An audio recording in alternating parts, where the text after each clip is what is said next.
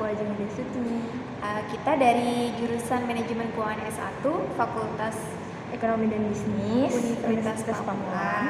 Kita di sini berdua akan membahas tentang manajemen risiko dan juga asuransi yang dibimbing oleh Ibu Pusporini Paluti Jamaludin, kelas 07 SMJP 001.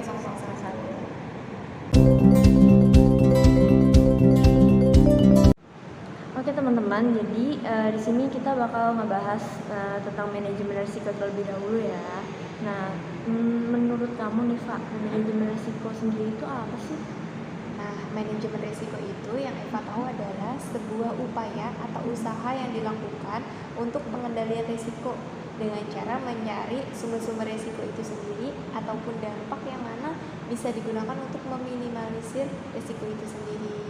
Jadi manajemen risiko itu biasanya digunakan oleh perusahaan atau instansi ataupun kita sendiri untuk menangani risiko itu biar nggak terjadi seperti apa atau biar nggak terjadi bagaimana. Nah, terus kalau dari penjelasan Eva tadi, juga manajemen risiko itu punya tujuan. Nah, tujuan pertamanya itu ada melacak sumber-sumber risiko. Nah, contohnya apa sih itu Jeng kalau untuk mencari sumber-sumber risiko? Sebagai contoh di perusahaan tekstil nih. Kalau di perusahaan tekstil ya, misalnya itu kayak ada mesin yang rusak gitu kan. Jadi dari mesin yang rusak itu pasti kan menghambat nih. Jadi kita mencari sumbernya dulu dong gitu. Nah, jadi dari mesin yang rusak itu kita cari sumbernya. Nanti kita bisa memberikan informasi bahwa resiko yang kita temukan itu untuk perusahaan dan biar cepat ditanggulangin ya. Iya, jadi biar langsung diservis ataupun pembelian baru ataupun juga seperti itu ya. Iya. Nah, dari kita memberikan informasi ke perusahaan tersebut tentang risiko yang sudah kita temukan, itu bisa kita gunakan untuk meminimalisir kerugian risiko itu pada perusahaan. Nah, kalau dari aku contohnya tuh kayak gini, Fa. Jadi kan karena kamu udah tahu nih risikonya, sumber-sumbernya dari awal, terus kamu udah tahu informasinya juga. Dan menurut aku tuh buat minimalisirnya itu kayak ya kamu harus ngecek misalnya even itu setiap bulan atau mungkin lebih baiknya kayak setiap minggu kali ya. Jadi biar kita tahu nih, oh mesin ini tuh udah mulai agak maksimal gitu. Udah nggak bisa lagi dibuat kerja cepet gitu kan, kejar target apalagi gitu. Jadi makanya kita butuh untuk minimalisir kerugian di situ. Nah, dari info-info untuk manajemen risiko ini sendiri juga bertujuan untuk memberikan rasa aman kepada stockholder ataupun rekan bisnis kita. Mama di perusahaan tekstil ini nih teman-teman. Jadi kita kan memberikan janji atau pesanan bahwa sekian yang kita kasih di tanggal sekian itu harus ready. Harus ready. Jadi kita memberikan rasa aman itu bahwa stockholder atau rekan bisnis kita itu benar-benar percaya dan aman kalau kita itu benar-benar memberikan pesanan sesuai dengan tanggal yang ditetapkan. Nah, itu untuk tujuannya ya Ajeng ya. Nah, di sini juga manajemen risiko itu memiliki manfaat loh teman-teman. Dari beberapa tujuan yang tadi itu bisa membantu perusahaan untuk cepat mencapai visi dan misi perusahaan tersebut. Nah, selain untuk mencapai visi dan misi, yang untuk selanjutnya apa Kak? Bisa juga untuk mencegah perusahaan mengalami kebangkrutan. Gitu. Jadi supaya perusahaan itu nggak mengalami kebangkrutan, kita tuh perlu memanfaatkan juga nih, maksudnya kayak risiko yang kita bakal hadapi itu apa. Jadi maksudnya biar perusahaan itu tuh minimalisir gitu, menanggulangi sejak dini. Jadi kayak historinya apa, bisa membantu perusahaan itu tersebut biar cepat memproses atau biar cepat pertumbuhannya itu dengan baik gitu, biar mencapai visi misinya itu dengan baik. Nah, itu untuk penjelasan manajemen risiko itu sendiri ya Kak. Nah, berarti manajemen risiko sendiri itu tuh sangat penting untuk perusahaan, terutama perusahaan ya, karena di situ kan banyak juga kayak pesanan-pesanan, kepercayaan, menyangkut nasib karyawan juga. Jadi itu sangat penting dipelajari sebuah perusahaan agar perusahaan sendiri itu pun tidak mengalami kerugian dan juga memberikan perusahaan itu cepat bertumbuh dengan baik. Untuk materi selanjutnya, kita di sini akan membahas tentang asuransi ya, Ajeng ya.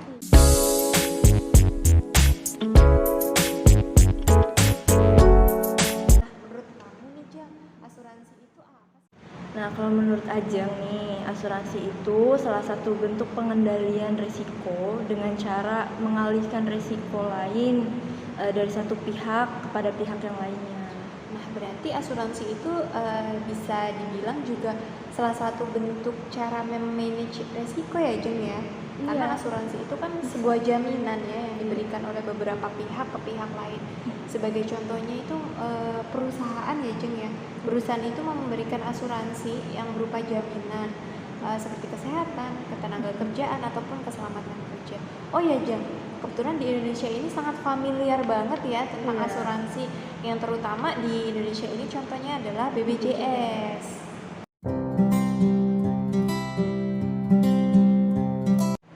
Nah, menurut kamu Nisa, BPJS itu apa sih?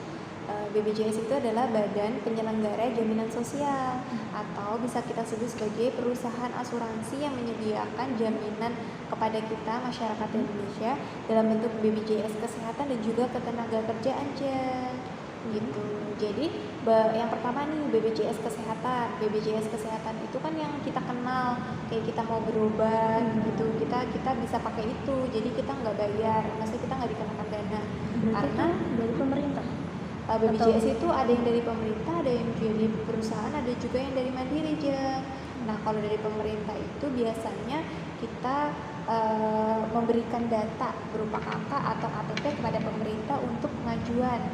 Kalau kita itu bisa mendapatkan jaminan perlindungan tersebut, atau enggak kalau sama ya sebagai contoh Eva nih, Eva kan sudah bekerja. Nah, Eva mendapatkan BPJS kesehatan yang ditanggung oleh perusahaan, yang mana iurannya itu yang bayar perusahaan. Berarti dari setiap bulan.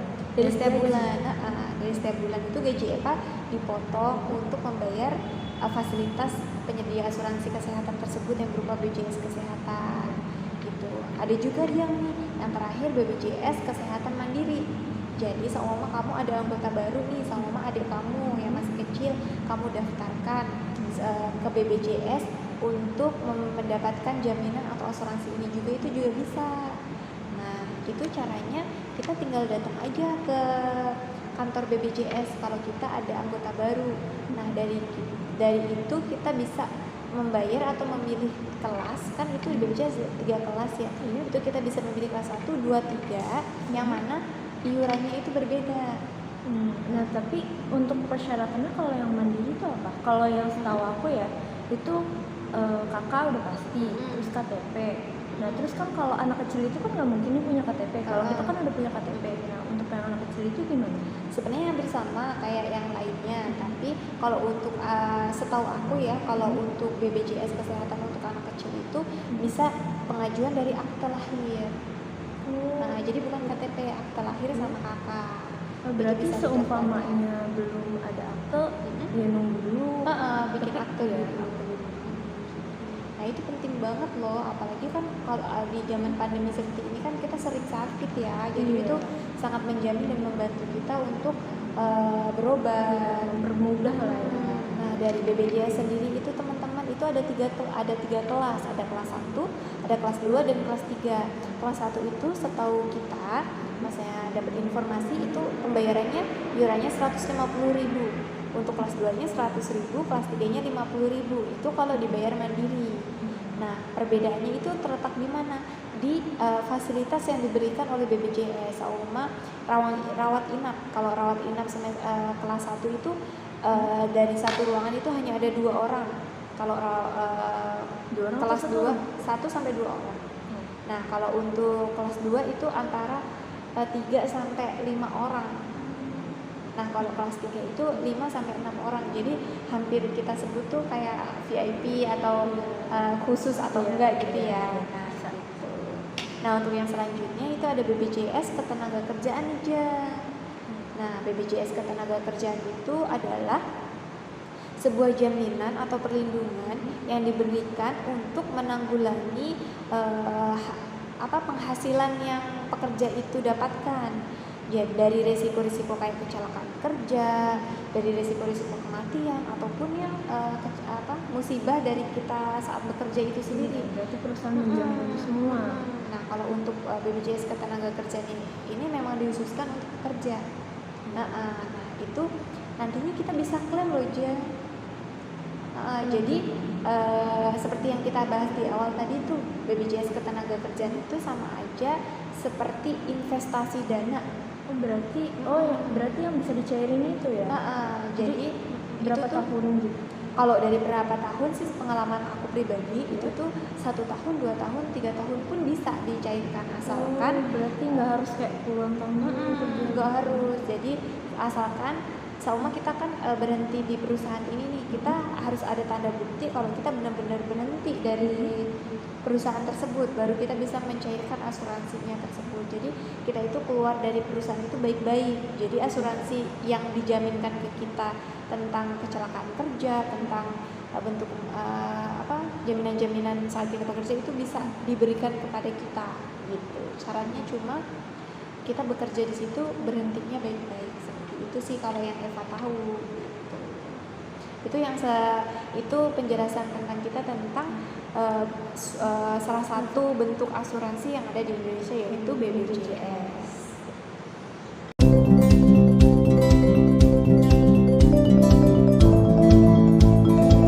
Hai Eva, gimana kabar kamu? Tadi kamu mata kuliah pertama kamu nggak datang, kenapa? Iya, aku tadi telat. Aku hari ini sebenarnya aku kurang enak badan nih, Jang. Terus aku tadi check up dulu ke rumah sakit. Terus habis itu ya aku telat. Kan resiko juga, aku juga nggak enak kan, maksudnya kalau telat gitu ke dosennya. Tapi tadi aku udah nanya tugas pengganti kok. Tapi udah ada tugas pengganti? Udah. Terus kan berhubung kita lagi bahas asuransi juga nih. Tadi kamu ke rumah sakit biaya sendiri atau pakai asuransi? Aku biaya sendiri, soalnya aku panik. Emang asuransi kayak gitu bisa ya buat kesehatan ya? Bisa, apalagi kamu kalau kamu udah punya asuransi terus kamu nggak gunain buat apa? Ntar dulu. Aku di kerjaan tuh emang ada sih potongan kayak asuransi gitu, kalau nggak salah BPJS Kesehatan deh, Jang. Oh itu sebenarnya bisa ya buat kita. Aduh sayang banget tadi aku nggak pakai. Iya bisa, jadi kamu pakai buat kesehatan kan itu yang dibayarin setiap bulan dari yang tadi kamu bilang dari perusahaan, itu tuh udah dibayar dari perusahaan setiap bulan gaji kamu. Jadi sama aja tuh kayak perusahaan ngasih aku jaminan ya, jaminan kesehatan buat aku. Jadi kalau kamu kenapa-napa ya perusahaan yang menjamin gitu. Mungkin kalau perusahaan banyak juga ya perusahaan kayak gitu, mungkin itu suatu bentuk action buat ngurangin resiko kecelakaan kerja atau karyawan sakit kan ya. Jadi perusahaan juga kasih tanggung jawab dia ngasih bertanggung jawab gitu kalau sampai kamu kenapa-napa atau kecapean kerja kan kayak gitu. Misalnya kita juga nggak mungkin lembur terus kayak udah ketika kita sakit terus kita biaya sendiri gitu, makanya perusahaan itu kasih asuransi. Jadi segimana mungkin perusahaan mengurangi resiko yang terjadi pada karyawannya, sehingga kalau sama kita aku ada keluhan aku bisa pakai asuransi itu. Gitu, aku baru paham. Jadi kamu nggak perlu lagi kayak repot-repot pakai uang sendiri. Iya, aku sayang banget kan. Iya bener sih. Iya sih, nanti aku lama-lama gitu kan. Saya nanti aku lain kali aku pakai itu asuransi aku BPJS lumayan juga ya. Berarti selama ini kamu kalau berobat pakai uang sendiri, pakai biaya sendiri? Alhamdulillahnya sih aku maksudnya jarang sakit, dan aku kalau sakit nih baru-baru ini karena kan emang lagi banyak tugas juga ya, jadi aku kurang bisa manage waktu, jadi aku juga banyak lembur, jadi aku kalau ke kampus juga sering telat aja. Akunya aja jadinya kurang manage waktu dan mempersiapkan biar enggak resiko-resiko itu biar enggak ada kan. Aku juga kayak gini, aku juga telat, maksudnya mata kuliah aku banyak yang kosong. Tapi kamu kalau misalnya telat terus kamu udah di jalan, jangan sampai ngebut-ngebutin di jalan juga loh. Iya sih, itu bahaya juga. Jadi asuransi itu penting ya, Jang. Jadi asuransi itu sebagai bentuk pertanggungjawaban sebuah perusahaan buat menjamin kesehatan sama keselamatan kerja karyawannya ya. Iya. Itu juga kalau sama nggak ada asuransi pasti perusahaan itu juga bakalan rugi ya, Jang. Soalnya kayak kinerjanya kurang maksimal gitu ya. Jadi kan ketika misalnya kamu sakit, terus pasti pekerjaan kamu tuh harus ada yang handle. Nggak mungkin dong kamu nggak masuk 1 hari terus yang kayak ya udah tunda aja pekerjaannya. Kalau kayak gitu kan perusahaan juga bakalan rugi. Maka dari itu perusahaan memberikan bentuk jaminan berupa asuransi kesehatan dan keselamatan kerja tadi ya. Oh ya, Jeng, selain asuransi kesehatan kayak BPJS tadi, menurut kamu asuransi itu fungsinya buat apa lagi sih Kak? Kalau menurut aku ya, si asuransi itu juga bisa jadi investasi dana, terus kayak jadi penghasilan yang tak terlihat gitu. Maksud kamu mungkin kayak BPJS Ketenagakerjaan ya? Iya, BPJS Tenaga Kerjaan itu kalau nggak salah ya bisa dicairin gitu kan? Bisa. Jadi waktu itu kan emang aku ada rekan bisnis ya, maksudnya rekan kerja, maksudnya itu memang dia resign gara-gara dia emang ada alasan yang memungkinkan dia sudah tidak bisa bekerja lagi. Jadi ada rekan kerja aku tuh yang udah nggak bisa ngajuin kerja lagi karena emang ada alasan ya yang tidak memungkinkan untuk dia kerja lagi. Terus dia ngurus BPJS Ketenagakerjaan dia tuh selama dia kurang lebih 6 tahun kerja. Jadi mungkin itu yang dimaksud investasi dana ya. Iya, jadi dia bisa ambil tuh dia apa sih, kayak yang udah dibayar perusahaan. Jadi intinya kayak nabung juga. Iya, kayak investasi ya, benar juga. Asuransi banyak juga ya manfaatnya ya. Jadi selain buat kesehatan juga ya buat kayak tabungan buat kita juga. Iya. Oh iya, Fang. Nah sekarang kita tuh lagi ngebahas asuransi kesehatan. Nah terus tadi kamu udah ngebahas asuransi ketenagakerjaan. Nah kan aku nih belum kerja kan. Tapi menurut kamu bisa nggak kalau aku kayak bikin asuransi juga? Setahu aku kalau kita bahas asuransi kesehatan ya kayak BPJS itu ya, sebenarnya memang ada BPJS itu ada kayak beberapa macam penanggung Jen. Jadi kan kalau aku kan pekerja nih, nah itu yang nanggung aku perusahaan aku. Ada juga yang ditanggung pemerintah. Jadi itu memang dikhususkan untuk rakyat Indonesia yang sudah terjamin. Kayak bentuk BPJS-nya tuh kayak BPJS KIS. Jadi memang dia itu nggak berbayar, nggak dibayarin perusahaan, nggak dibayarin pribadi. Jadi memang yang membayar atau menanggung itu pemerintah langsung. Itu ada juga. Terus ada juga sama kamu ada nih, sama kamu ada lahir sama kamu ya adik kan. Nah adik kamu itu bisa didaftarin BPJS Mandiri loh. Jadi nanti BPJS Mandiri itu mama kamu bisa pilih kelasnya kan. Kalau BPJS itu ada kelas 1, 2, 3. Nah nanti tergantung mama kamu ambil kelas berapa. Perbedaannya cuma biayanya aja setiap bulannya. Tapi walaupun kayak gitu itu sudah menjamin adik kamu tentang kesehatan. Sama adik kamu lagi sakit nih harus dirawat gitu-gitu, itu bisa terjamin di BPJS tadi. Hampir sama fungsinya kayak yang aku dari perusahaan, cuma beda di penanggungnya aja kan. Kalau aku penanggungnya itu perusahaan, nah kalau yang tadi kasus kayak kamu tadi itu penanggungnya keluarga atau enggak pribadi gitu. Oh berarti perbedaannya itu di situ ya. Jadi kalau kamu BPJS kamu itu ketenagakerjaan yang dibayarin oleh perusahaan. Berarti kalau misalnya aku bikin asuransi BPJS, berarti BPJS-nya BPJS kesehatan. Iya, BPJS kesehatan dan bisa milih juga dong, bisa mandiri atau dari pemerintah.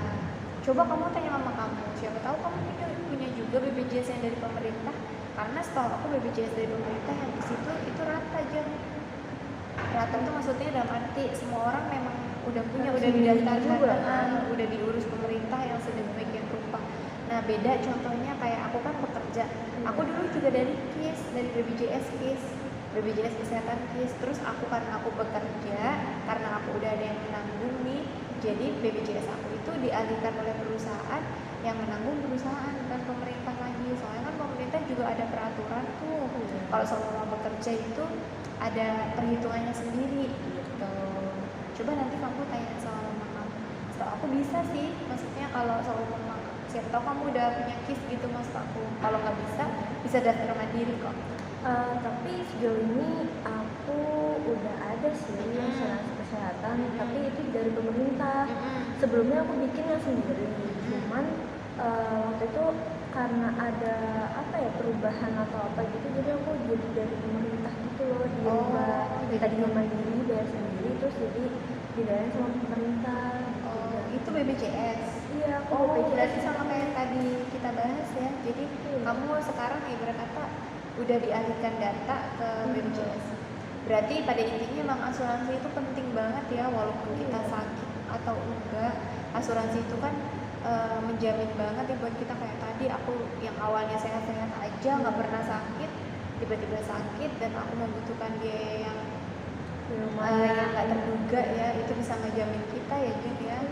apalagi juga manfaatnya ketika ya. kamu tuh sakitnya yang bener-bener nggak terduga, yang kamu tuh misalnya ngerasa ada suatu yang aneh gitu loh di badan kamu, entah ya amit-amit gitu, misalnya semacam tumor atau kayak Kanker gitu ya. kanker ya apalagi. Iya, aku lagi ingat nggak Jeng yang lagi aku semester 6 tuh yang aku nggak masuk 5 hari. Iya. Itu saudara aku lagi sakit, lagi operasi. Jadi karena nggak ada yang ngejagain, jadi aku diminta tolong keluarga aku buat jagain. Itu dia kalau nggak salah juga pakai BPJS tuh dia. BPJS dari pemerintah? Enggak, karena dia kerja. Jadi BPJS dia terjadi perusahaan dan dia dapat kelas 2. Kelas 2 itu ternyata dia dapat pelayanan atau fasilitas rawat inap dan dia benar-benar operasi kisah itu benar-benar nggak bayar. Maksudnya dibantu banget gitu. Ya alhamdulillah banget ya, asuransi memang penting ya. Iya, jadi nggak perlu kan, apalagi operasi berarti kan, operasi itu Membutuhkan besar biaya. banget gitu. Jadi nggak mungkin yang kayak berapa juta, pasti puluhan juta juga kalau keluar uang itu pasti lebih besar Iya, banget. benar. Berarti pilihan yang pas banget ya, kayak buat perusahaan atau pemerintah memberikan asuransi kepada yang ditanggungnya biar mengurangi manajemen risiko juga selama dalam keadaan nanti dia nggak bisa kerja, nanti dia selama sakit atau kecelakaan yang menyebabkan kegiatan contoh pekerjaannya jadi terhambat. Jadi itu memang penting banget ya. Jadi kita bisa simpulin ya Jeng di sini kalau asuransi itu sangat berkaitan banget sama manajemen risiko, karena asuransi itu bisa sebagai bentuk pengendalian risiko itu sendiri.